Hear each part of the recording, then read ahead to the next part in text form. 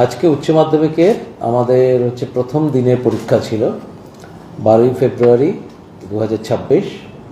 আমাদের টোটাল 12 দিনের পরীক্ষা। তো আজকে প্রথম দিনের পরীক্ষা আমাদের প্রথম পত্র, মানে ফার্স্ট ল্যাঙ্গুয়েজ মানে সেটা বাংলা হতে পারে, ইংলিশ হতে পারে, বা যে কোনো সাবজেক্ট, হিন্দি হতে পারে, সবই। তো মূল যেটা পরীক্ষা ছিল সেটা সেমিস্টার 4 আন্ডার আমাদের সেমিস্টার সিস্টেম। আপনারা সবাই জানেন যে উচ্চ মাধ্যমিক শিক্ষা সংসদ সেমিস্টার সিস্টেম ইন্ট্রোডিউস করেছে, এবং আমরা first school board to introduce the semester system. তো সেমিস্টার সিস্টেম এই প্রথম পরীক্ষা হচ্ছে ভারতবর্ষে।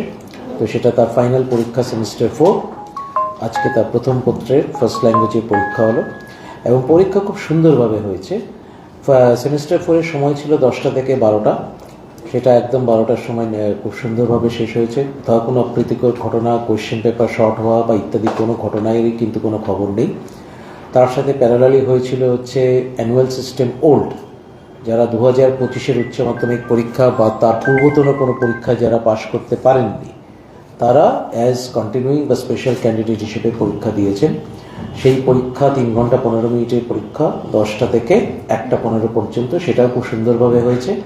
তারপর সেমিস্টার 3 সাপ্লিমেন্টারি দুপুর 1টা থেকে 2টা 15 পর্যন্ত চলেছে, 1 ঘন্টা 15 মিনিটের পরীক্ষা। সেটাও সবকটা পরীক্ষাই খুব নিখুঁতভাবে ভালোভাবে সম্পন্ন হয়েছে। কোথাও কোনো সমস্যার খবর নেই। শুধু একটি মাত্র মোবাইল কেস রিপোর্টেড হয়েছে, সেটা পূর্ব বর্ধমানের মন্তেশ্বর এরিয়াতে। সেটা মালডাঙ্গা RM ইনস্টিটিউশনের একটি স্টুডেন্ট, মালডাঙ্গা RM ইনস্টিটিউশনের একটি স্টুডেন্ট, যার সিট পড়েছিল সতী কৃষ্ণমণি গার্লস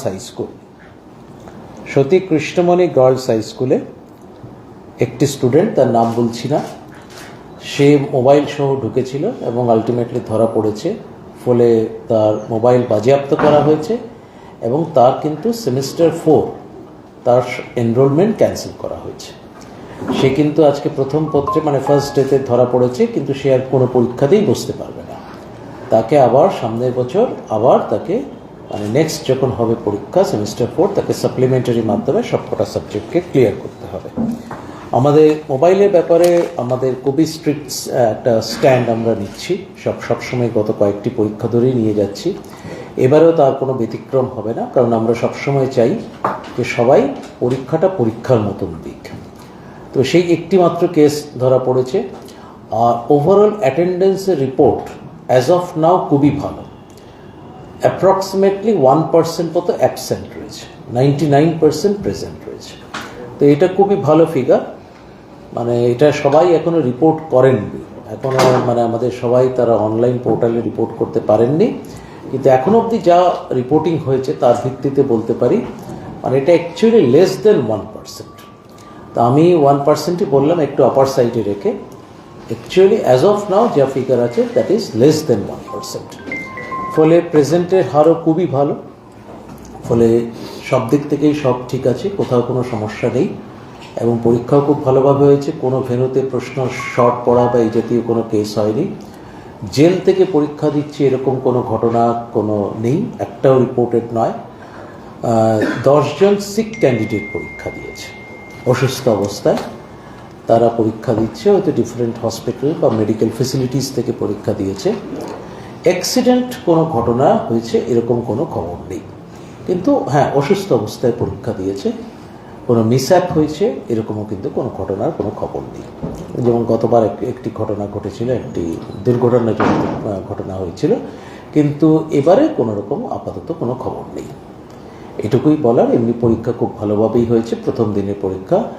আমরা খুবই খুশি, এভরিথিং ইজ পারফেক্ট। আপনারা প্রত্যেকটি স্কুলে ডিটেক্টর ব্যবহার করছেন, মেটাল ডিটেক্টর, দেহ তল্লাশি ব্যবহার, কি করে মোবাইল নিয়ে ঢুকলো? মানে কোথাও কি একটা গাফিলতি ছিল? মানে মোবাইল নিয়ে অ্যাকচুয়ালি ঢোকারই কথা নয়, যদি অবভিয়াসলি এটা খুব স্বাভাবিক ঘটনা।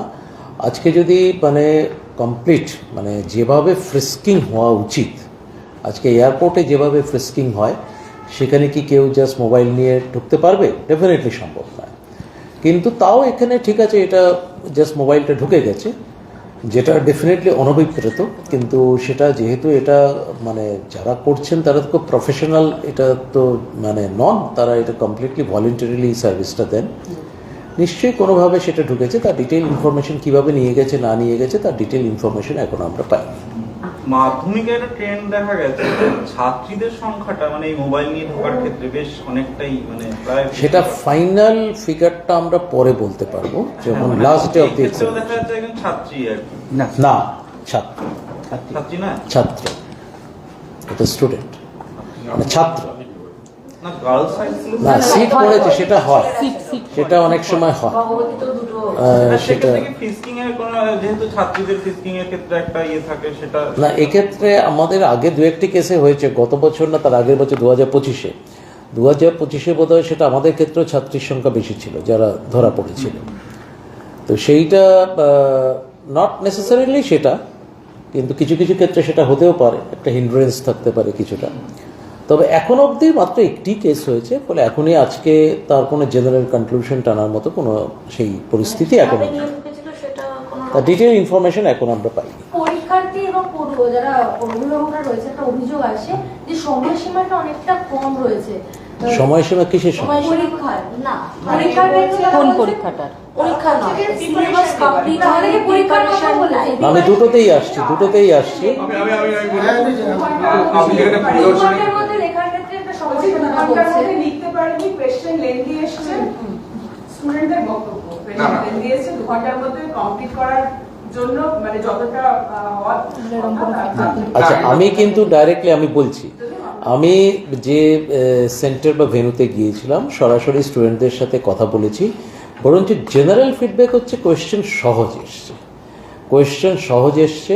আমরা এক্সপার্টরা যারা এখানে এসেছিলেন, যাদেরকে আমরা দিয়ে কোয়েশ্চেন রিভিউ করাই, ফলে তাদেরও মতামত হচ্ছে কোয়েশ্চেন সহজ, কোয়েশ্চেন নিয়ে কোনো অভিযোগ নেই, কোয়েশ্চেন নিয়ে কিন্তু কোনো রকম কোনো এলিগেশন। আমি ডাইরেক্টলি স্টুডেন্টদের সাথেও কথা বলেছি, একাধিক ঘরে গিয়ে আমি জিজ্ঞেস করেছি যে প্রশ্ন কেমন হয়েছে। স্টুডেন্টরা নিজেরা বলেছে প্রশ্ন সহজ হয়েছে। ফলে এটা 40 নম্বরের প্রশ্ন, বেসিক্যালি 40 নম্বর, বাংলা হচ্ছে মানে বাংলা মানে ফার্স্ট ল্যাঙ্গুয়েজ হচ্ছে 40 নম্বরের প্রশ্ন। 40 নম্বরের প্রশ্নের জন্যে সেটা আমরা 2 ঘন্টা সময় দিচ্ছি, যেখানে আগে হতো 80 নম্বরের প্রশ্ন থাকতো, সেটা 3 ঘন্টা 15 মিনিটে করতে হতো। ফলে টাইম কিন্তু যথেষ্ট বেশি আছে, আগেকার রেসপেক্টে যদি ধরি তাহলে টাইম বেশি আছে, এবং 10 মিনিট আমরা এক্সট্রা আরও রিডিং টাইম দিচ্ছি। ফলে প্রশ্ন পড়তে যে সময়টা লাগে সেটাও কিন্তু আমরা কম্পেনসেট করে দিয়েছি। 2 ঘন্টা কিন্তু পুরো একদম সলিড পাওয়া যাচ্ছে লেখার জন্য। ফলে প্রশ্নের যে মানে এটা অ্যাকচুয়ালি তো একটু তো অভ্যেস করতে হবে। লেখাপড়া যদি একদম আউট অফ টাচ থাকে তাহলে যে কোনো সময় প্রশ্ন লিখতেই লাগবে। ফলে যদি সেটা অভ্যেস করা থাকে, আবার বলছি 40 নম্বরের প্রশ্ন 2 ঘন্টায় ইটস এনাফ টাইম, প্রচুর সময় দেওয়া আছে। আবার 10 মিনিট এক্সট্রা দেওয়া হয়েছে যেখানে রিডিং টাইম, ফলে সেটা ধরলে 2 ঘন্টা 10 মিনিট হচ্ছে। এক্ষেত্রে স্টুডেন্টসদের একটা বক্তব্য, অভিযোগ ঠিক নয়, সেটা হচ্ছে ওরা 6 মাস ধরে ওয়েমার প্র্যাকটিস করে গেছে, যেহেতু একদম নতুন একদম ফরম্যাট একটা যে কিভাবে ওয়ে মারে, এবং তারপরে একটা লেন্দি কোশ্চেনে আসা, এবং সেটার জন্য খুবই কম মানে একে তো সিলেবাস ক্লাস 11-এও কিন্তু তার আগে কিন্তু ওরা করেছে। ক্লাস 11-এও অড সেমিস্টার কিন্তু ওয়েমার ছিল। ওয়েমার মানে এমসিকিউ ছিল, মানে জাস্ট শুধু ABCD চুজ করতে হতো। আর সেকেন্ড সেমিস্টারে মানে যেটা ইভেন্ট সেমিস্টার কিন্তু ডেসক্রিপটিভ ছিল। ফলে ক্লাস 11-এও তারা কিন্তু ডেসক্রিপটিভ কিন্তু দিয়েছে, যে দেয়নি তা কিন্তু নয়, তারা দিয়েছে। কিন্তু তারা অলরেডি পরীক্ষা দিয়ে 11 থেকে ওই সেকেন্ড সেমিস্টারের পরীক্ষা দিয়েই কিন্তু তারা 12-এ উত্তীর্ণ।